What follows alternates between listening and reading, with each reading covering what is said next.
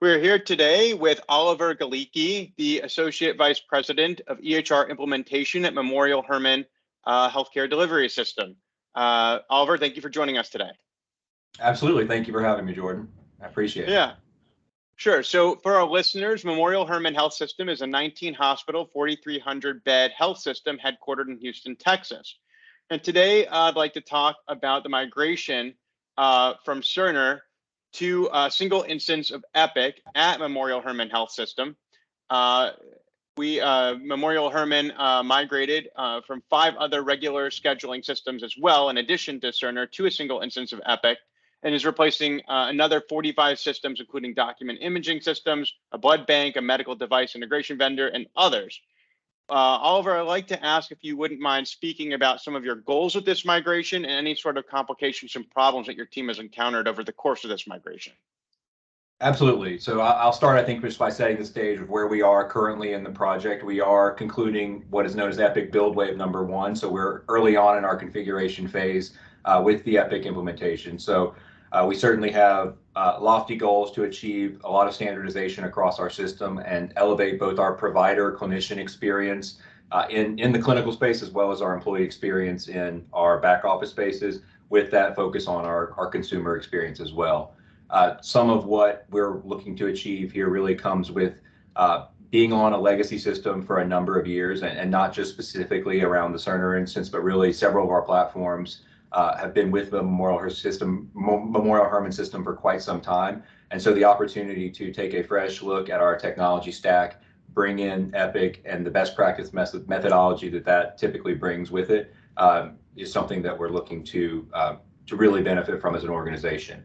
I think what you hit on in terms of scheduling and registration platform standardization certainly is something that we see as a very achievable and desirable goal, and one of our guiding principles that we have to achieve in this.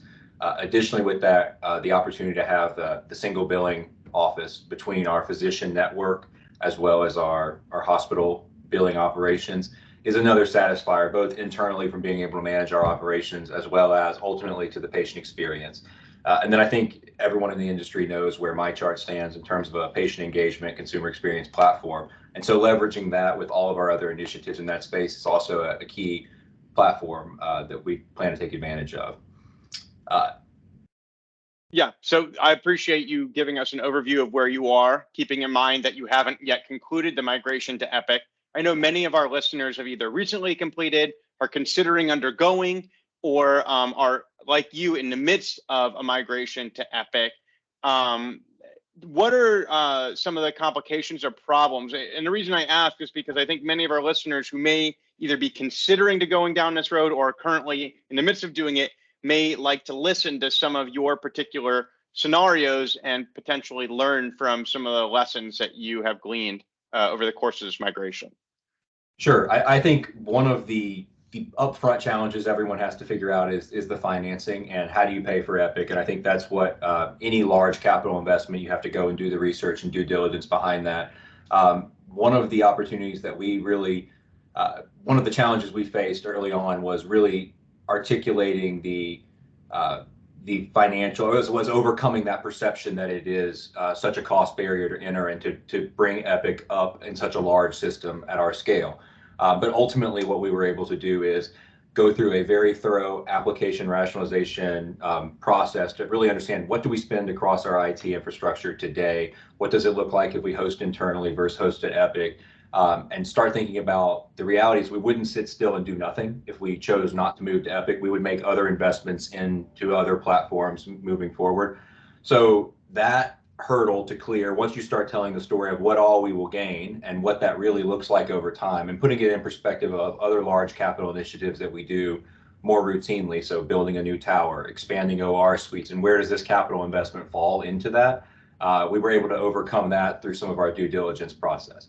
I would say a second hurdle that everyone is probably focused on in today's world is staffing, and how do you find the amount of talent you need to staff your Epic project. So with that, we really had several different approaches going into it. How would we do this? We assume we have a very strong tenured team at the Memorial Hermann Information Technology Department today.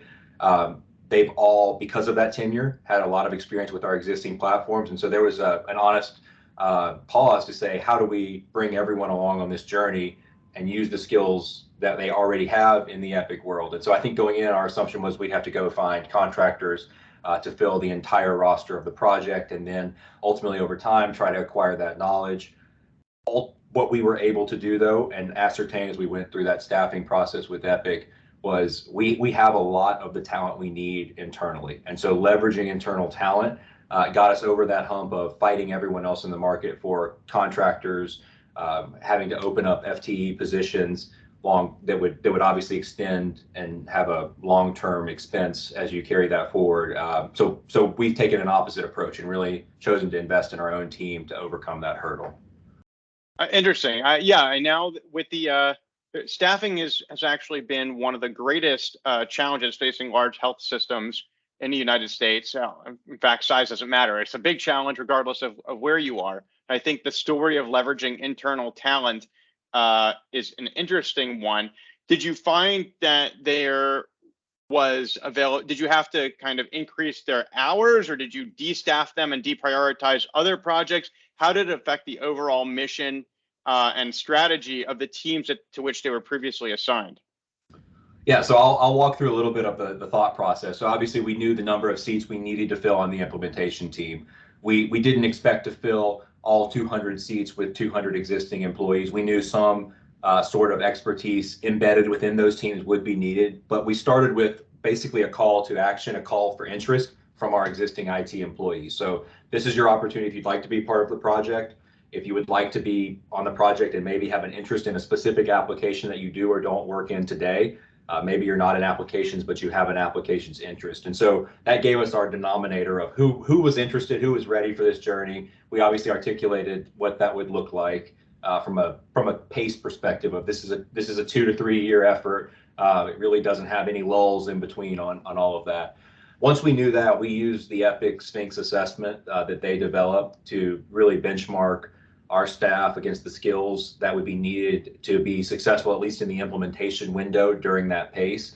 And from there, we were able to staff those positions to applications based on their complexity, based on what the person's talent, their internal performance reviews, et cetera, to build out our full project team. And yes, we did fully de-staff them from the moment they stepped on the plane to go to training at Epic. We removed them from their day-to-day jobs, and Epic training and certification became their full-time job from the get-go. What we did was then form a backfill, what we've called our foundation team, to keep operations running, to keep regulatory compliances. We very much believe that both sides of this equation are important. I think having done implementations before, if you're trying to do both, then the fires always win. You have to take care of the fires that are stopping operations, and then that distracts from the project. And if you try to do the project, then you can't manage the business, and the business will go out and find other IT solutions that come in and change your scope ultimately. So we've made a focused commitment of aligning but splitting the actual work efforts of the two teams. And it has been incredibly successful up to this date in terms of certification rate. And that's really where that came in, is we need people to get certified because we're making this commitment. We want a 100% certified build team. At this point, we're hovering around the 98% mark. So we're nearly done with that goal of certification, and it only would have happened. It only could happen if we did that split. Got it. So is it more difficult to backfill operations roles or to hire for Epic implementation team members, integration members? Yeah, that's it's an interesting question, and I think it honestly depends a little bit on the module or the application you're looking to fill. I think, for example, we had several of our analysts who focus a lot on our oncology, radiation oncology platforms. They moved over to the Epic project team, and they left a void of knowledge on the rad-onc space. And that is a very niche application space. There's really only two major vendors out there, and we happen to have both of them in-house. And so to find an application analyst in the consulting world who could go in and fill that bucket on our operations team was challenging. I mean, we ultimately did, but that wasn't something that you can go post on LinkedIn and get 50 hits. On the other side of that, there's a very, very tight market for some of the ancillary consultants in the Epic world. So specifically thinking about Beaker, specifically radiant, cardiology, Cupid. Those are a little bit more nuanced, and to get analysts in there that will commit for the time frame that we needed, as well as ideally have some familiarity with the third parties that we're using in those spaces, whether it's GE PACS or AGFA from a cardiology perspective. So I think it depended. In general, though, we were able to fill the void on both sides of the equation that was left. So either the delta we couldn't fill internally and the seats vacated.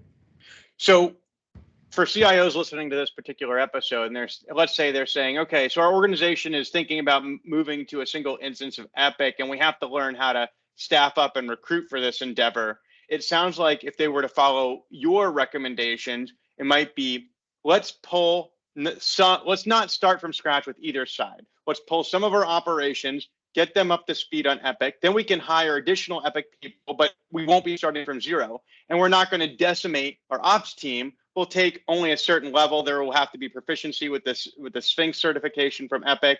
But even so, we're not going to take everybody. We're going to leave a certain amount so that the base operations can get done. We're going to get a certain amount of people on the Epic side who are already current employees of Memorial Hermann, and they're going to get up to speed. And once you're at a certain percentage of capacity on each side, then we'll try to hire up to fill the gaps so that we can kind of scale up over time. Is that an appropriate kind of summation of what you've put in operation?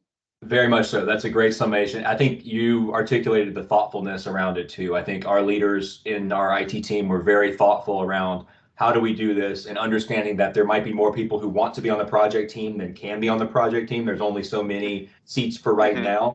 Our ultimate vision, though, is that these teams come back together as one, and we bring certification along for everyone. And so that's the benefit here too, is we'll have our own team training who went through the implementation training and bringing on board the rest of our team when we come back together, as opposed to a whole void of knowledge leaves and moves on to the next project out in space with another organization, and we have to fill a lot more holes moving forward. Yeah, I think that your strategy allows for a conversion or a translation of institutional knowledge as opposed to leaving a void. Right? I think a lot of organizations have a challenge of a lot of the expertise that's necessary for a certain role in one or two people's heads. And there are oftentimes many organizations are struggling to create processes that convert individual knowledge into institutional knowledge. And it sounds like your processes are designed to facilitate the creation of that institutional knowledge. Agreed, 100%. And I'll give a real-time example. It's not just what I see coming when we transition and go live and move back to normal operations. It's actually happening real time during the course of the project. So an actual example is a consultant on our Epic team that we had augmenting the team. They, due to medical reasons, had to withdraw from the project, and we have a slot. And certainly based on the Epic staffing guideline, we need to fill that spot. Well, we're now given this conversation around, can we hold on this spot for 3 months and bring someone else over internally to come join that team, instead of this, we have to go fill it with a consultant. So we've created a where we have balance on both sides, and depending on the team and the need, how long are we okay with the build with existing resources? We're making decisions to go ahead and say, okay, you're coming over early from side A to B, and we're going to get you trained on Epic, and you'll join now. And then that essentially translates to another person internally knowing the Epic product, but also we're only doing that when we can manage the demand on our foundation side. So everyone embarking on this project hopes that your intake of new work decreases as you go on in the project. And so our vision would be move more people over as the work decreases for our run and maintain foundational team, as we branded it. So I would like to, well, I guess change. I'd like to pivot a bit. Sure. Let's go back to the Epic migration and away from human resources. I'd like to ask you about the technical challenges of migrating interfaces, archiving Cerner instances. You spoke about justifying the need for 45 external vendor applications where there's real PHIs that's living in those applications. How do you scale down those applications, consolidate, archive, make it available for future needs? What are some of the technical challenges associated with migrating to a single instance of Epic, and how have you been attacking those challenges? Yeah, so one of the biggest shifts for our organization, just conceptually, is that today our Cerner platform is not our legal medical record. We have an independent document management system that receives all of the feeds from Cerner and other subsystems. So in a sense, it is our legal medical record, our document management system. With that being said, Epic certainly has a different philosophy where Epic is the legal record. And so that sets the stage for a lot of our archiving and rationalization decisions on where data needs to go. So from a technical perspective, obviously everyone in operations certainly wants to convert all the data, get it into Epic so it looks and has everything you need. We've taken a measured approach with clinical input to really take the Epic recommendations on data conversion for X topic, whether it's lab, radiology, et cetera, adopt those best practices and focus on getting that data in within creating a context-sensitive launch to an archive solution. So our vision is we take our existing document management system, convert that to an online archive, and then have a patient context-sensitive launch from Epic to get to that archive. That being said, not everything is in that magical archive or document management system today. Some of those applications that are out there that serve a very specific purpose. So we've actually created what we're calling our sunset tracker.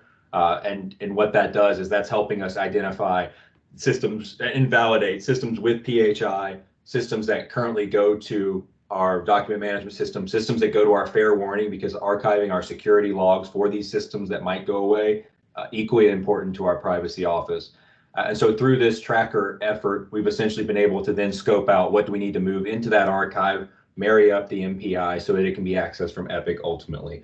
So our vision is that we don't have 40 systems that are sitting in virtual machines that we have to power on, power off for the next 10 years in order to access archive data. We really have seen the archival as part of the project, because I think anyone who's done this before knows that if you just leave things running and say you'll decommission them, the next meaningful use or the next something comes along and you move forward. And then truly right now we have some Cerner classic systems from 2006 that we have to power on and off from time to time to get data out of. So that's not the future. We're trying to address that here and now. So from a technical perspective, it's really more around understanding the scope and identifying what resources are needed to get data out of these systems, and then balancing that with some of the SaaS platforms that might go away where we can't just tap into the database like we can with on-prem systems. Right. Have you thought about consolidating the number of interfaces, and have you thought about any sort of cloud migration? Yeah, so one of the big shifts for us, just from a platform perspective for Epic is going to be hosting our instance of Epic. So we're currently a self-hosted Cerner customer today and now. So this is a big shift for our organization to say we will be reliant on Epic and their hosting services to keep our operation up and running, and obviously partner with that. From an interface perspective, yes, our goal is certainly to rationalize the number of interfaces we have. Just thinking about our existing registration scheduling platforms that we have today, that's where the bulk of your messages come from. And so the fact that we are currently working with 4 or 5 of those different reg schedule systems, that's a huge amount of interface and message traffic that we all run through our engine and route and ultimately map to a single MPI. Well, you put Epic in the driver's seat of that, and you've just reduced the complexity of that equation significantly. So we do expect to see that decrease. We just finalized our interface scope, and so I don't have a full count to say, X to Y. But when we decrease that number of interfaces, then the complexity, I think on the other end of this, we'll certainly have a more nimble approach to being able to add something on. I'd also just throw out there the native Epic integration from Epic to Epic instance. I mean, the Texas Medical Center area, the Houston Metro, is an Epic heavy part of the country. And so some of our interfaces are with other partners in the Texas Medical Center, specifically UT Health, who's also on Epic. The number is over 30 of interfaces that we have bidirectional exchanging data with them today. And the move of Memorial Hermann to Epic and having native care everywhere function will get rid of, I would guess, certainly 50 to 75% of those interfaces on the other side. So maintenance goes down of those interfaces, the quality goes up because it's Epic to Epic. And so because of our alignment with UT, especially at our Texas Medical Center campus, we see huge value just right there in some of our transitions of care and patient management. Right. Okay. So we are approaching the end of this podcast episode. And one of the topics you wanted to cover was enhanced interoperability with aligned partners of Care Everywhere and UT. So I'm glad we got to that topic. You'd also mentioned, and I'll leave this to you because we are approaching the episode, if you care to address the parallel investment in Enterprise Imaging Foundation and how that's playing into this migration, or if you want to just kind of elaborate on any of the topics we've covered heretofore. Yeah, I think I can give you a quick couple minutes on that, and then we can wrap. I think just to say, other organizations out there, I'm sure in a similar position, over the years, we've acquired a number of different imaging solutions. Some of them are mainstream radiology solutions and cardiology solutions. Others are very niche packs and systems for ophthalmology or for dental exams, endoscopy, et cetera.